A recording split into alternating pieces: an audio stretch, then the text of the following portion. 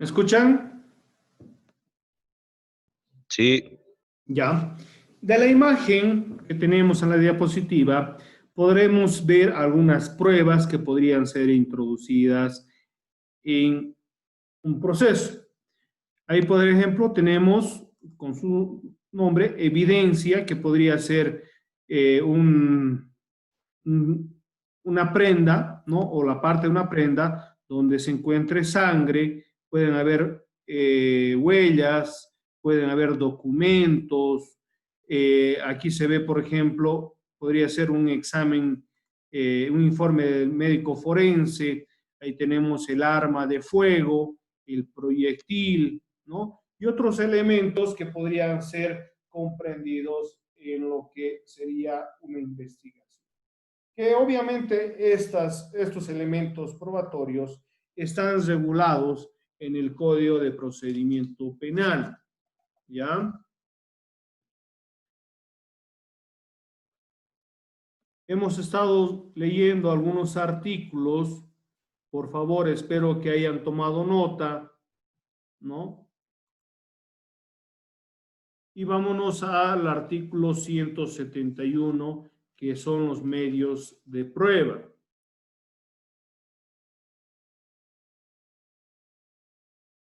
Libro cuarto, medios de prueba, título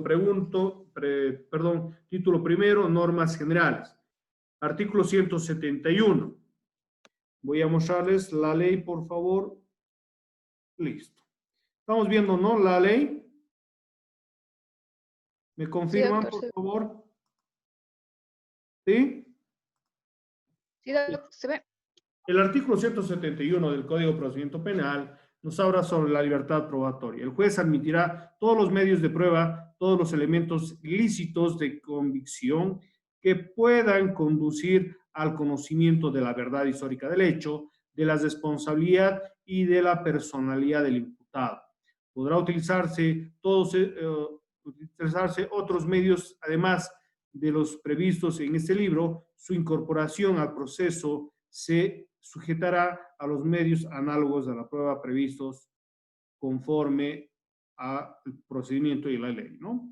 Un medio de prueba será admitido si se refiere directa o indirectamente al objeto, la investigación, y sea útil para descubrir la verdad del juez, la verdad, ¿no? El juez limitará los medios de prueba ofrecidos cuando ellos resulten manifiestamente excesivos o impertinentes. ¿A qué se refiere con esta libertad probatoria? Vamos a recapitular. Dice que se podrá presentar todos los elementos probatorios que se conoce o se tiene en el Código de Procedimiento Penal, ¿no? Hemos adelantado documental, testifical, pericial, inspección, reconstrucción, careo, confesión provocada, pero lógicamente, no es admitible en lo que sería un proceso penal. Pero sí, obviamente, conforme a las reglas de la obtención lícita de los mismos. Ahora bien, también dice que el juez limitará los medios de prueba que resulten excesivos o impertinentes. ¿A qué se refiere con excesivos? Si, por ejemplo, yo presento como fiscal 50 testigos, ¿ya? Que van a decir lo mismo, que Juan Pérez estaba agarrando el arma y le dispara a Pablo y lo mata. Si los 50 van a decir el mismo extremo, suficiente será de que 3 o 4 testigos presten declaración, ¿no? Y la impertinencia será aquella que no tenga relación ni directa ni indirecta sobre el hecho. Si estamos hablando de un asesinato, nos interesaría saber que el imputado es astronauta. Dentro de la lógica, no. Pero sí tiene relación con los hechos, que demuestre que al ser astronauta, esta persona se encontraba fuera del país. Ahí sí estaríamos hablando de que es una prueba pertinente. Pero si las pruebas que se han presentado por las partes son impertinentes, estas pruebas no serán tomadas en cuenta por el juez. ¿Ya? ¿Me está comprendiendo sobre lo que es las pruebas excesivas y lo que sería la pertinencia o impertinencia de la prueba? Sí, doc. Perfecto. El artículo 172, lo que se refiere a la exclusión probatoria, carecerá de toda eficacia probatoria los actos que vulneren derechos y garantías consagrados por la Constitución Política del Estado, en la Convención y tratados internacionales vigentes, este código y otras leyes de la República, así como la prueba obtenida en virtud de información originada de un procedimiento o medio ilícito. Tampoco tendrán eficacia probatoria los medios de prueba incorporados al proceso sin observar las formalidades previstas en este código. Entonces, todos estos aspectos deben ser tomados en cuenta por el abogado, tanto querellante como el Ministerio Público, como el abogado de la defensa, para ofrecer las pruebas dentro de lo que es el proceso penal. Si es una prueba impertinente, va a ser innecesario presentar. ¿Ya? Y lógicamente tendrá que ser producido mediante las etapas y procedimientos necesarios. Es decir, en la etapa preparatoria se van a colectar todos los elementos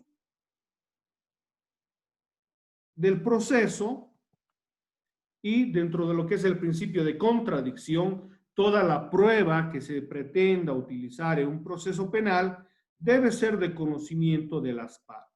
No me puedo agarrar una prueba, escondérmela y llevarla al juicio, porque obviamente por la igualdad procesal estos elementos tienen que ser de conocimiento para poder cuestionarlos en el caso si son lícitos o ilícitos, si son pertinentes o no son pertinentes, ¿no? Para ir obviamente descubriendo lo que hemos estado viendo, la verdad histórica del proceso. ¿Alguna pregunta, por favor?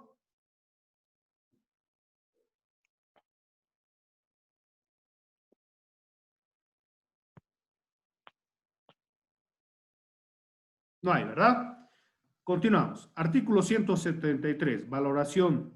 El juez o tribunal asignará el valor correspondiente a cada uno de los elementos de prueba, con aplicación a las reglas de la sana crítica. ¿Qué es la sana crítica? ¿No? Es la interpretación, el valor que le va a dar el juez en virtud a su experiencia, a su conocimiento de lo que demuestra o no una prueba. En estas circunstancias, las pruebas documentales normalmente son elementos incuestionables, especialmente aquellos emanados de las autoridades pertinentes. Un certificado de nacimiento, por ejemplo, es incuestionable, ¿no? A menos de que sea un documento que haya sido falsificado, ¿no? Y se haya modificado el contenido del mismo. O un certificado de antecedentes policiales tampoco podrá ser cuestionado, ya que es emitido por una autoridad policial, ¿no? Y dentro de la lógica, los documentos emitidos por las autoridades pertinentes dan la buena fe de lo que éstas señalan. Las pruebas testificales también podrán ser importantes siempre y cuando el testigo en su declaración identifica lugares, días, hechos y personas. Si, por ejemplo, hay una declaración testifical ambigua y dice, mire, no me acuerdo cuándo era, pero mire, creo que era esa persona, creo que ha pasado de esta manera, ¿no? En esas circunstancias, la testifical no va a ser suficiente.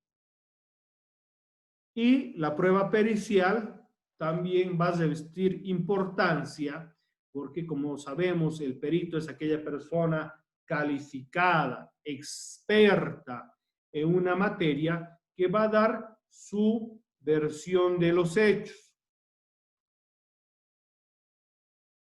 En esas circunstancias, lógicamente, estas pruebas van a ser fehacientes, pero lógicamente ese tendrá que tener cuidado el juez para valorar estas pruebas. ¿Alguna duda, alguna pregunta, por favor?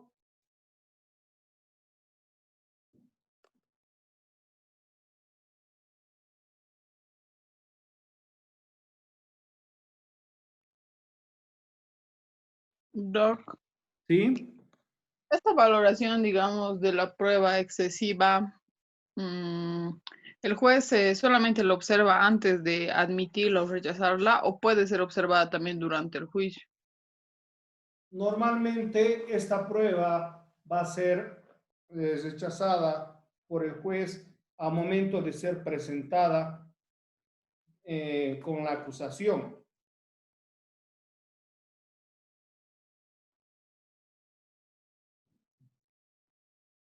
Cuando se hace el sorteo y se sabe el tribunal, ¿se acuerdan que habíamos dicho que se notificará al querellante para que presente su acusación particular, después al imputado para que presente su defensa? En ese momento se va a presentar toda la prueba y, lógicamente, ahí se valorará qué pruebas van a ser utilizadas. En esas circunstancias, también cuando se judicialice la prueba, podremos objetar algunas pruebas señalando de que son impertinentes, son exageradas también, ¿ya? Hay varios momentos en los cuales se puede ir. Ah, claro, pero una vez ya admitida, después, digamos, la otra parte es la que tendría que observarla, ¿no? El juez dispondrá o también la parte contraria podrá objetar. Normalmente con la prueba testifical el juez se adelanta a los antecedentes y señala, ¿no?, que será suficiente 3 testigos que acrediten un extremo para que, digamos, no se presenten una cantidad mayor de testigos. ¿Me comprende? Sí. Perfecto. Estamos viendo las diapositivas, ¿no? Vamos a ver el concepto de prueba. El desarrollo de todo proceso judicial se estructura conforme a un planeamiento lógico. En primer lugar, se presentan las peticiones de las partes, alegaciones, después se intentan demostrar la plena coincidencia entre los hechos alegados y la realidad, periodo probatorio, que obviamente se ha buscado en la etapa preparatoria, ¿no? Por último, se concluye sobre la cuestión planteada, lo que culmina con el pronunciamiento definitivo del juez, que es de este modo, en el proceso penal, la prueba es la actividad normalmente en la etapa de enjuiciamiento, aquella llamada juicio oral, mediante la cual se persigue lograr la convicción del tribunal sobre unos hechos previamente alegados por las partes. Es decir, que la prueba va a apoyar los alegatos presentados por el Ministerio Público, por el abogado querellante o por el abogado de la defensa. ¿Se acuerdan cuando veíamos el video del juicio oral? El Ministerio Público decía, ¿no?, que se acreditará que fulano de tal ha cometido el delito de robo con arma de fuego, ¿no? Esa es la premisa que tiene que demostrar el Ministerio Público frente a lo que se está buscando. Y, lógicamente, el abogado defensor tendrá que acreditar lo que en sus alegatos iniciales manifiesta, ¿no? Que su cliente no es autor partícipe del ilícito, simplemente él se encontraba en un lugar y un momento inoportuno, ¿no? Como decía en el video del juicio oral del hecho de robo con arma de fuego, que manifestaba que él simplemente era una víctima circunstancial de un mal policía que trataba de sacarle dinero, ¿no? Pero son circunstancias, obviamente, que tendrán que ser demostradas, no simplemente con un discurso se va a ganar el juicio, sino con todos los elementos probatorios que acrediten los extremos planteados por estas partes. ¿Ya?